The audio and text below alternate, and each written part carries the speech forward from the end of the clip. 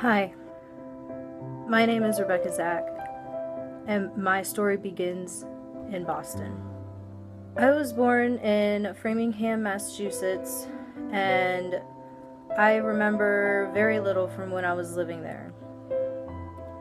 I moved here when I was 5 to Ohio, and ever since then, my life has been nothing but school and studying and my friends and my family.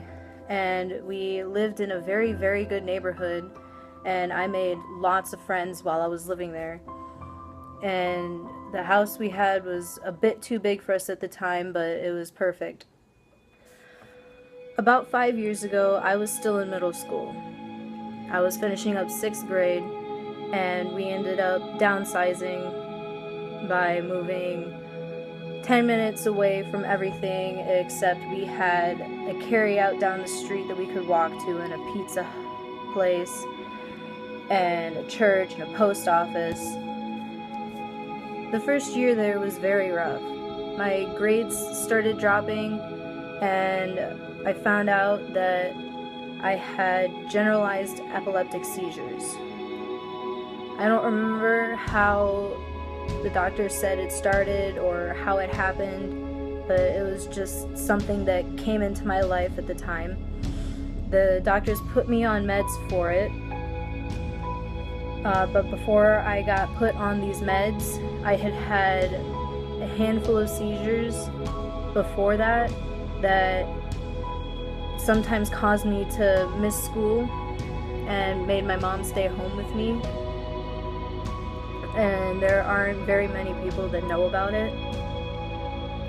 So when I first started the meds, they gave me some small side effects, and it concerned me and my family until the doctor said to just keep an eye on it, and it eventually went away.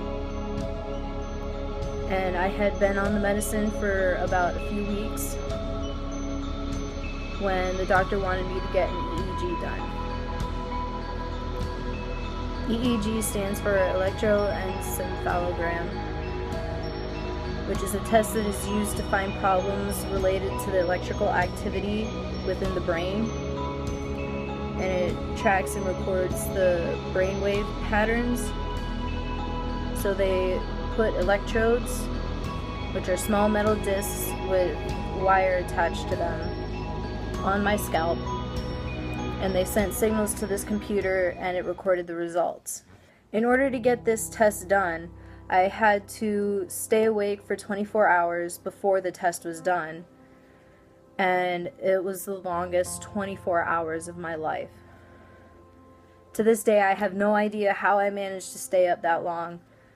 And when I got to the doctor's office the next morning, they hooked me up, and they made me do all these different things with my eyes, but the only one that I remembered really doing was they had this light that was this far from my face. It was about that far, and they made me open and close my eyes slowly, and the light was flashing on and off, and that was the only test I remember them having me do.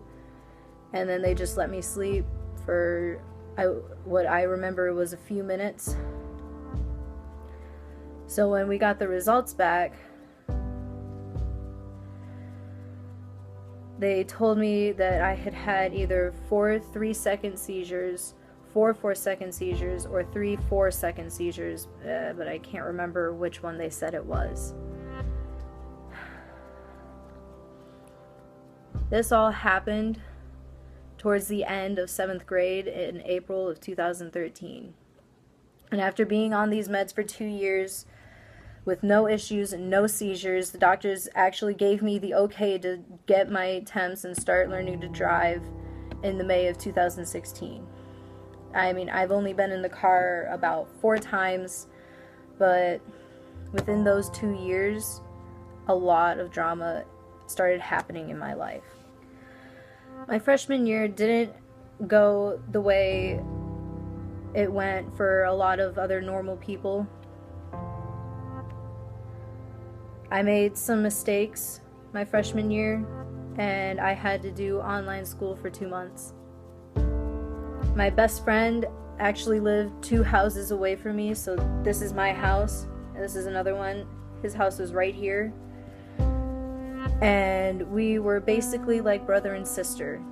We would hang out all the time, and he had a younger sister who was actually a grade lower than me, and she would pick on me all the time for liking him, which I did a lot. I mean, he knew that too, and when I was old enough to understand what I was feeling towards him, I constantly wanted to hang out with him whenever he was free.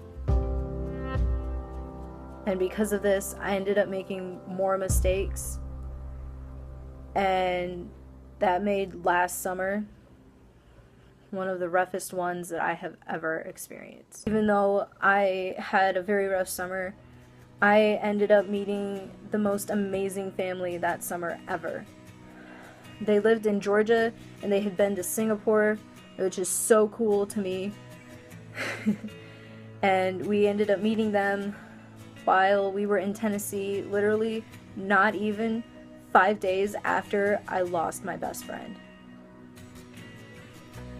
So they were basically being interviewed for associate pastor and secretary for my church.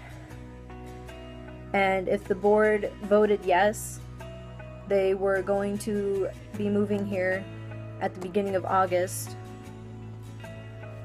And I found out while I was on vacation with my family from Boston that it was a unanimous yes.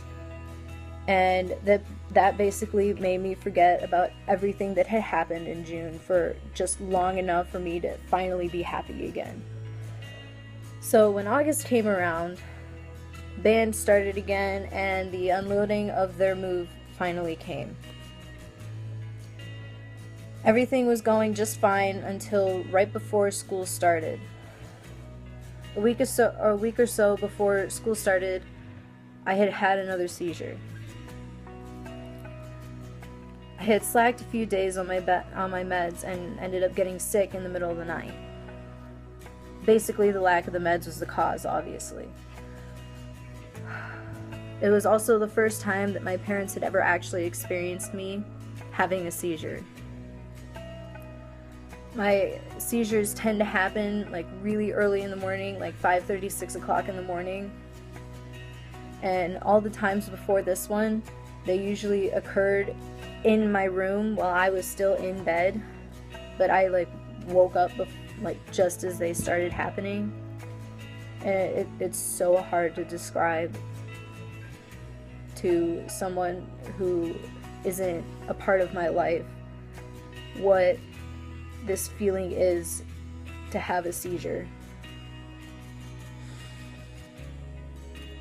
And so after this seizure happened, we went to the doctor, we talked about it, and they upped my meds so that they could get it all back in my system so that everything could go back to normal. And so I had to take the normal dose that they had given me, which is 1 in the morning and 1 at night. It was a 300 in the morning and a 300 at night. And so they upped it so that I had to take a 300 in the morning and a 300 and a 150 at night. After they had upped my meds, everything was going perfectly fine until October came. My mom's cousin was getting married, so we ended up going down to Cincinnati for their wedding. During the reception, I had one of those side effects, and it lasted for a decent amount of time. For when we went to the doctors, it was basically considered a seizure. So I had to wait 6 more months until I could get back in the car to learn how to drive again. So basically 6 months from October is April. Obviously everybody should know that. It is the end of May now, and I have been perfectly fine ever since October. And within these 6 months, I've been working hard to keep my grades up, and I started watching a lot more YouTube than I used to. And for my previous watchers, you all have heard me talk about Jake Paul. He has inspired me and made me smile every single day. And with this inspiration, I've been able to start my YouTube channel for you guys. And actually, it just so happened that I started it on my birthday, so it was like my birthday present to myself. I have 2 subscribers right now and a high of 73 views total from all the videos that I've posted.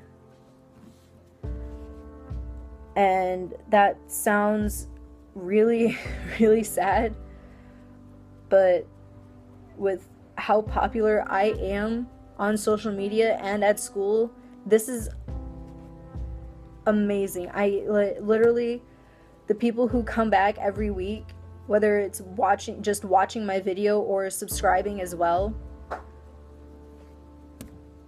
I can't thank you guys enough for whoever you are that you have watched or subscribed. And so, as you guys know, I have a lot of social media that I am obviously growing on a little bit every day.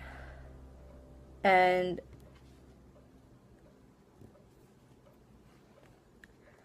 for so long, I have wanted to be a 2nd grade teacher. But ever since I started my YouTube channel, I can't see myself being that anymore. The more I think about it, and the more I watch his YouTube videos, the more I see myself being a part of his life and being a part of Team 10 and living in that house that they have. So I haven't told anyone about this. I basically have a career choice to make now. I don't know if this is the move for me, and I don't know what to do if it isn't. So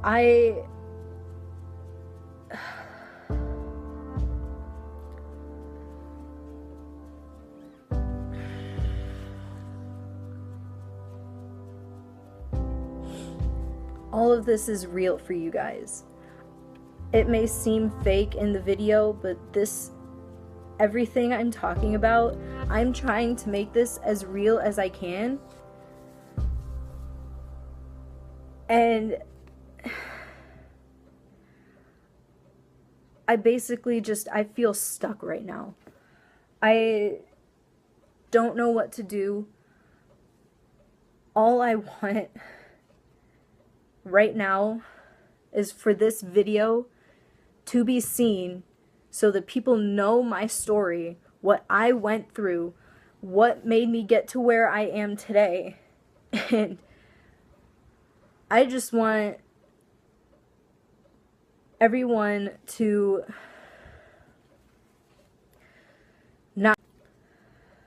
I just want everybody to not be afraid to chase after their dreams. If something is in your way, that there is a way to get past that. You may not see it now.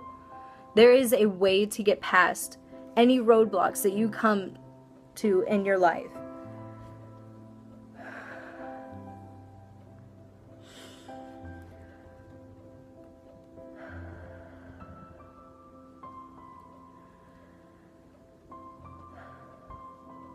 By the time you guys are watching this, I have exams on Thursday and Friday, and I am making the time to make this video for you guys, and I am basically risking a lot of my grades for this. I have come to a point where I honestly could care less about what the grades are that I get from these exams that make my total grade. I honestly, I'm not even sure I want to even finish high school. All I know is that I just don't want to go to college anymore. I've visited colleges already.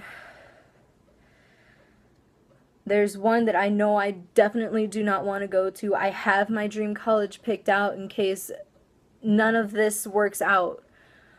My parents don't even know that I am doing this. I am home alone making this video right now, and my parents don't even know. They might because my dad has cameras set up in the house, but I could honestly care less.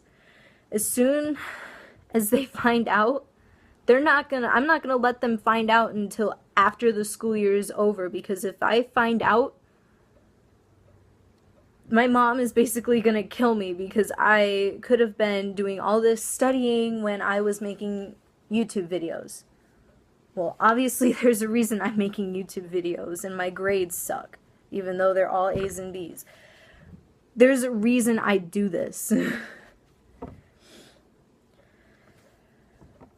Basically, the main point of this video was obviously to tell you guys what I've been through, how I've coped with it, how it got me to where I am now. But the other main point of this video was to reach out to Jake Paul.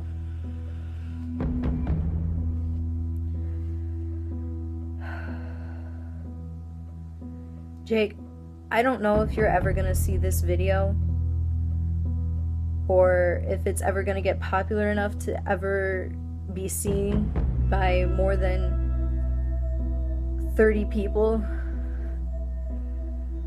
but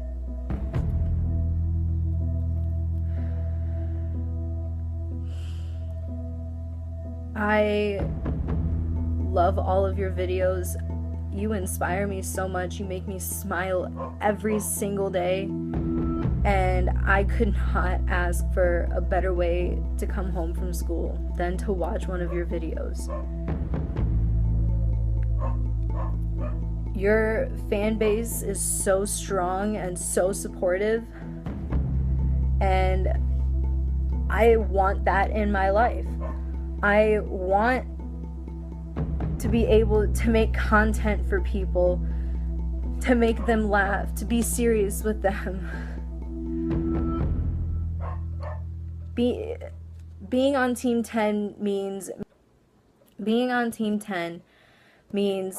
that you can make someone laugh.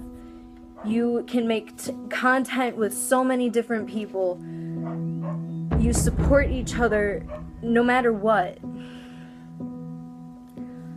I don't have people like that in my life. I just want to get away from all of the negativity that I experience every single day at school. I don't want that in my life. There are days where I feel that even my parents give me negativity. I don't want to be near that. I don't want to feel negativity from my parents. I want to be able to make content with someone who I can rely on, that I'm going to be able to have a laugh with every day, that I can make unique things happen. Jake, this is my unique way of reaching out to you, because I so badly want to be on Team 10 that I'm basically risking the rest of my life for it.